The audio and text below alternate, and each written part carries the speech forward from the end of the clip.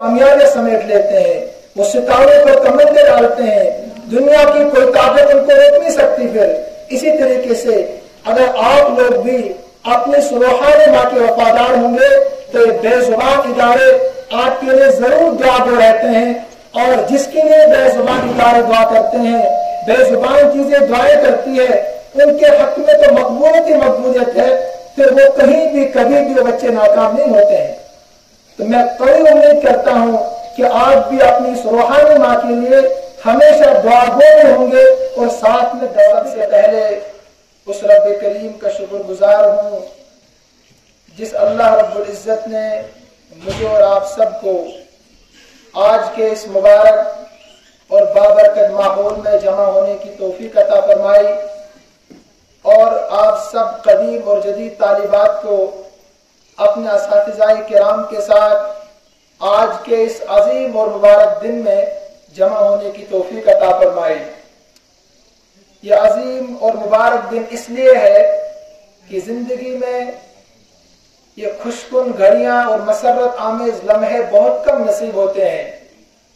उसके बाद मैं अपनी तरफ से और इदारा हाजा की तरफ से, यहाँ के असातिज़ाए किराम और मालिमात की तरफ से, और इदारे के इस वक्त रोह रवा मोहतरम सैयद नज़ीर अहमद साहब की तरफ से दिल की अमीर गहराइयों से शुक्रिया अदा करता हूँ कि आप सभी तालिबात ने अपनी मसरूफियात को पसे पुश डाल दिया और हमारी सदा पर लब्बैक कहा, और हमारी सदा को शर्फ कबूल से नवाजा। अजीज तालिबात, यहाँ पर हमें उस शख्सियत को याद करना बहुत जरूरी और अहम है जिनकी इर्फरेजी से, मेहनतों से, काविशों से, जिद्दोजहद से हम और आप आज इस इदारे में मौजूद है, कुछ सुन और सुना रहे हैं, जिन्होंने अपने लिए दुनिया में भी कामयाबी और कामरानी का जरिया बनाया और आखिरत में अपने लिए नजात का जरिया बनाया, और हम सब के लिए दुनिया को बेहतर और आखिरत को भी बेहतर बनाने का जरिया बनाया। मैं आपको अपने दिल के एक राज की बात बताऊं, इस ज़िम्न मेरे जहन में आ गया। मैंने जिंदगी में सिर्फ 3 मरतबा रोया है अपनी जिंदगी में।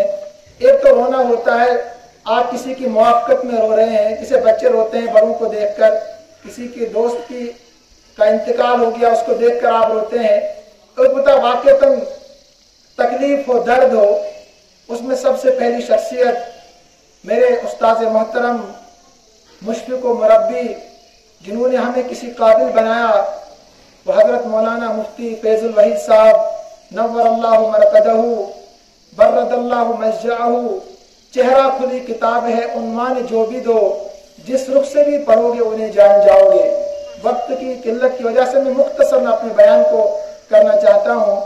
दूसरी शख्सियत हजरत मौलाना नूर अहमद त्राली नव्वरल्लाहु मरकदहू, कहते उगता गया हूँ यारब दुनिया की महफिलों से, क्या लुत्फ अंजुमन का जब दिल ही बुझ गया हो। जिन्होंने हमें यहाँ जगह दी, एक इज्जत दी, एक एहतराम दिया, एक वकार दिया, अल्लाह तबारक व तआला उनकी कब्र को पुरनूर फरमाए। तीसरा भी एक अजीम शख्स है, उनसे मेरा जाती ताल्लुक यहाँ बताकर कोई जरूरत नहीं है, इतना जरूर है कि चांदनी अफसुरदा गुल बेरंगो बू नगमे उदास, एक तेरे जाने से बतलाऊं मैं क्या क्या हो गया। जिन्होंने मेरी रहबरी यहाँ तक आने की यानी अपने मुस्तकबिल को संवारने के लिए मेरी रहबरी की है। अजीज तालिबात, आज जो हम ये प्रोग्राम मुनाकिद कर रहे हैं या बल्कि कर चुके हैं, ये प्रोग्राम जो यौम फारिगात के नाम से मुनाकिद किया गया है, इसका असल मकसद मुद्दा क्या है, आपको यहाँ आने की जहमत क्यों दी गई है, आप ये बात जहन में रखें। जो इदारे होते हैं, खासकर आपके मादर इल्मी जो है, जहाँ आप तालीम हासिल कर चुके हैं या इस वक्त मौजूदा वक्त में कर रहे हैं, ये रूहानी माँ की हैसियत रखते हैं। जैसे हकीकी माँ अपने हकीकी औलाद को कभी भूलती नहीं है, अगरचे उसकी नजरों से कितने ओझल हों, लेकिन फिर भी وہ اس کے رب و جامع موجود ہوتے ہیں۔ اپنی دعاؤں میں حقیقی ماں اپنے حقیقی بیٹوں کو ہمیشہ یاد رکھتی ہے، اگرچہ وہ کسی وجہ سے اس کی نظروں سے دور ہوں۔ اسی طریقے سے یہ ادارے جو ہے، آپ سمجھ گئے ہوں گے میری بات کو، یہ روحانی مائیں ہوتی ہے، یہ اپنی روحانی اولاد کو کبھی نہیں بھولتی ہے، یہ ہمیشہ ان کو یاد رکھتی ہے۔ پھر اگر حقیقی اولاد فرما بردار ہو تو ماؤں کی دعا سے، والدین کی دعاؤں سے وہ دونوں جہاں کی کامیابیاں سمیٹ لیتے ہیں، وہ ستاروں پر کمندے ڈالتے ہیں، دنیا کی کوئی طاقت ان کو روک نہیں سکتی۔ پھر اسی طریقے سے اگر آپ لوگ بھی اپنی روحانی ماں کے وفادار ہوں گے تو یہ بے زبان ادارے آپ کے لیے ضرور دعا گو رہتے ہیں، اور جس کے لیے بے زبان ادارے دعا کرتے ہیں، بے زبان چیزیں دعائیں کرتی ہے، ان کے حق میں تو مقبولیت ہی مقبولیت ہے، پھر وہ کہیں بھی کبھی بھی وہ بچے ناکام نہیں ہوتے ہیں۔ تو میں قوی امید کرتا ہوں کہ آپ بھی اپنی اس روحانی ماں کے لیے ہمیشہ دعا گو بھی ہوں گے اور ساتھ میں دعا بھی کرتے ہوں گے۔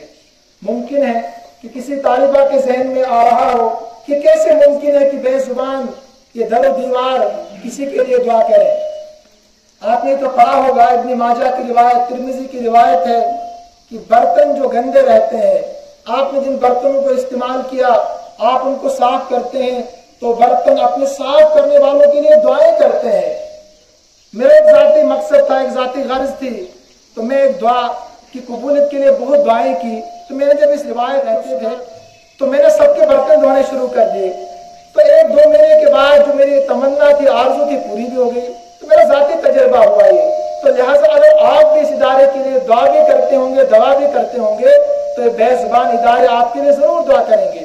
جس کے صحن چمن میں آپ نے شب و روز گزارے ہیں، جس ادارے میں آپ کی بنیاد رکھی ہے، آپ آج کتنے قابل ہو، آپ کے اندر کتنی صالحیت اور صلاحیت ہو، لیکن اصل کردار اسی مادر علمی اور روحانی ماں کا آپ کے اندر ہے۔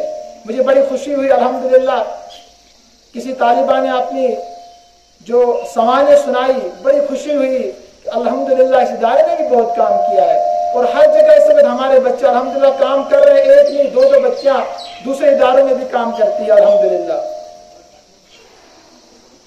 اب میں زیادہ تفصیل میں نہیں جانا چاہتا، یہاں ہمارے محترم چیئرمین صاحب بیٹھے ہیں، وہ بھی آپ کو نصیحت کریں گے انشاءاللہ۔ لیکن آج جبکہ اس موجودہ دور میں میوزیکل ایسے کلچرل پروگرام کے نام سے ہماری شاہی سبت بیٹیوں کو، ہمارے نوجوانوں کو خاک بازی، بلے بازی، نہ جانے کون سی چیزیں سکھائی جا رہی ہے، تو جب ہم نے اپنے منتظمین سے مشورہ کیا، اساتذہ سے مشورہ کیا، تو انہوں نے بڑا سراہا اس بات کو کہ پروگرام ہونا چاہیے۔ ان اداروں کا، ان جیسی محفلوں کا، انجمنوں کا قیام اس وقت اتنا ہی ضروری ہے کہ میں سمجھتا ہوں جتنا کرامت حیات کو زندہ رکھنے کے لیے آگ، پانی، ہوا اور دوا کی ضرورت ہے۔ ایسا کیوں ہے؟ صرف 3 واقعات آپ کے سامنے عرض کرتا چلو۔ ابھی میں نے ایک معتمد اخبار میں پڑھا کہ 11 لاکھ لڑکیاں کووڈ-19 کے درمیان مرتد ہو گئی ہے۔ 11 لاکھ کوئی کم تعداد نہیں ہے۔ اس کے بعد 1.5 لاکھ لڑکیوں نے غیر مسلموں سے نکاح بھی کر لی، آپ کو کم تعداد لگتی ہوگی۔ اس کے بعد ایک جماعت آئی تھی بھوپال سے یہاں پر، ان کے آنکھوں سے آنسو بھی جاری تھے کیونکہ ان کا کام میں ایک تڑپ ان کے اندر ہوتی ہے۔ انہوں نے ایک تفصیلی واقعہ سنایا کہ وہاں جو کشمیر کی بچیاں ہیں MBBS کرنے کے لیے جاتی ہے، ڈاکٹر بننے کے لیے جاتی ہے، انہوں نے وہاں ہمارا معاشرہ تبدیل کر دیا، ہمارا کلچر تبدیل کر دیا، بے حیائی کو عام کر دیا، نہ جانے کون سے گل وہاں کھلا رہی ہے۔ کسی طریقے سے ہماری مستورات نے ان کا پتہ معلوم کیا، ہم ان کے گھر پہنچے، یہاں سے وہاں سے یہاں، جب ان سے رابطہ کیا تو انہوں نے کہا کہ ہم نے اپنے بچوں کو ایک مشن دیا ہے، ایک کام تجویز کیا ہے، تفویض کیا ہے، اب وہ جو چاہے اس وقت میں کریں، آپ اس سے کیا، آپ کو سر پہ نظر یہ باتیں کرنی چاہیے۔ تو وہ رو رہے تھے، تو میں نے سوچا کہ ہم بھی اپنی قدیم طالبات کو تلاش کریں، ان سے کچھ سنیں اور ہم بھی کچھ ان کو سنائیں۔ تو لہٰذا اسی مقصد کے پیش نظر آج کی یہ بزم سجائی گئی تھی یہاں پر۔ عزیز طالبات، یہ انسان جو ہے، انسان کا جو وجود ہے یہ 4 چیزوں سے مرکب ہے۔ ایک تو جسمانی وجود جس کو ہم اور آپ دیکھتے ہیں، چلتا پھرتا انسان، لیکن اس کے ساتھ 4 چیزیں ہیں۔ ایک ہے نفس، ایک ہے روح، ایک ہے قلب، ایک ہے دماغ۔ 4 چیزوں سے انسانی وجود آپ کو نظر آتا ہے۔ ان کے بغیر اس کا کوئی تصور ہی نہیں ہے. اگر ہم تمام کی تفصیل میں جائیں تو وقت اس کی اجازت نہیں دیتا ہے. ہم صرف نفس کو سمجھتے ہیں. نفس کیا چیز ہے؟ یہ ایسی چیز ہے ہماری زندگی میں کیوں آتی ہے کہ ایک انسان ڈاکٹر بننا چاہتا ہے, انجینئر بننا چاہتا ہے, وہ شوق سے بنے.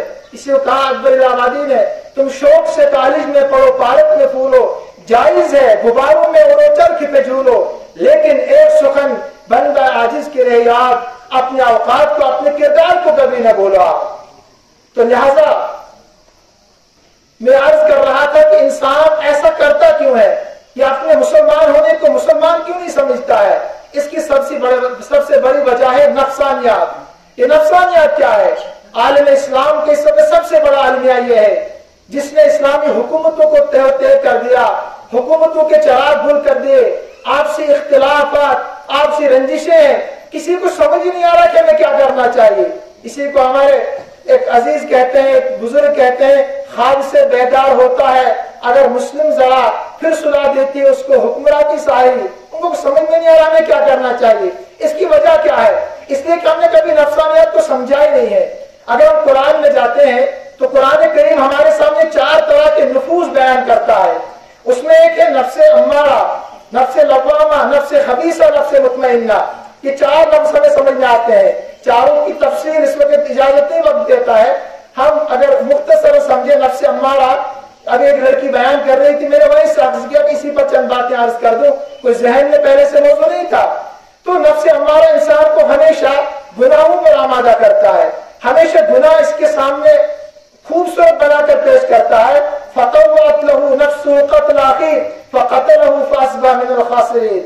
قرآن نے بیان کیا زین للناس حب الشهوات من النساء والبنين والقناطير المقنطرة من الذهب والفضة, کہ انسان کے سامنے ان تمام چیزوں کو خوبصورت بنا کر پیش کرتا ہے نفس امارہ. اس کا یہی کام ہمیشہ رہتا ہے. دوسرے نمبر پر نفس لوامہ ہے. اللہ تبارک و تعالیٰ قرآن کریم میں قسم کھا کر بیان کرتے ہیں لا اقسم بیوم القیامہ ولا اقسم بالنفس اللوامہ ایحسب الانسان ان لن نجمع عظامہ. مجھے نفس لوامہ کی قسم ہے, کیا انسان سمجھتا ہے کہ ہم دوبارہ سے اس کو جمع کرنے پر قدرت نہیں رکھتے ہیں؟ اللہ پاک فرماتے ہیں ہم رکھتے ہیں, بلکہ اس کے انگلیوں کے پوروں کو بھی ہم اسی حیات قضائیہ پر جمع کریں گے جس پر یہ تھا. یہ کیا سمجھتا ہے؟ انہو یبدأ الخلق ثم یعیدہ وہو اہون علیہ. پہلی مرتبہ بغیر کسی مٹیریل کے, بغیر کسی نمونے کے ہم نے اس کو پیدا کیا, اب تو بہت آسان ہے میرے لیے پیدا کرنا, کوئی مشکل نہیں ہے. تو نفس امارہ جب غالب آتا ہے تو اس وقت نفس لوامہ دب جاتا ہے. جو مطلوب مومن ہے, مقصود مومن ہے, تو نفس لوامہ دب جاتا ہے. پھر نفس امارہ جب غالب رہتا ہے تو پھر اس کو سمجھ میں نہیں آتا کہ میرا مقصد حیات کیا ہے, مجھے اللہ نے دنیا میں کس مقصد کے لیے بھیجا تھا, کس مشن کے لیے بھیجا تھا. آپ ایک مثال سمجھیے, میں موضوع کو سمیٹنے کی کوشش کر رہا ہوں. ایک مثال آپ سمجھیے, ایک بخار زدہ آدمی جو سخت بخار ہو, اگر اس کو آپ شہد بھی کھانے کے لیے دیں گے اس کو کڑوا ہی لگتا ہے, کیونکہ اصل میں اس کا مزاج تبدیل ہو چکا ہے.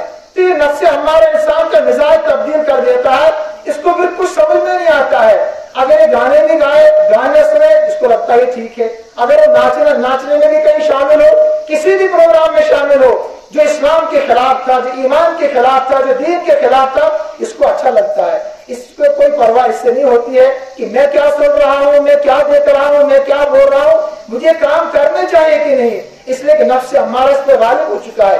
تیسرا نفس خبیثہ, اس کی بڑی تفصیل ہے کہ نفس خبیثہ جو ہے اس کو چاروں جگہ پر پریشان کرتا ہے, مرتے ہوئے بھی, قبر میں بھی, حشر میں بھی, عالم آخرت میں بھی. اس کا کبھی یہ ساتھ نہیں دیتا ہے. اور آخر میں جو نفس مطمئنہ, یہ بہت آخر میں ملتا ہے. اسی کو شاعر کہتا ہے ہزاروں سال نرگس اپنی بینوری پہ روتی ہے, بڑی مشکل سے ہوتا ہے چمن میں دیدار پیدا. آپ نے شاعر سنا تو ہوگا, شاید آپ تعلیمات نے, میں آپ سے مخاطب ہوں, صرف کبھی اس کو سمجھنے کی کوشش آپ نے مثال سے نہیں کی ہوگی. آپ ذہن میں رکھیے.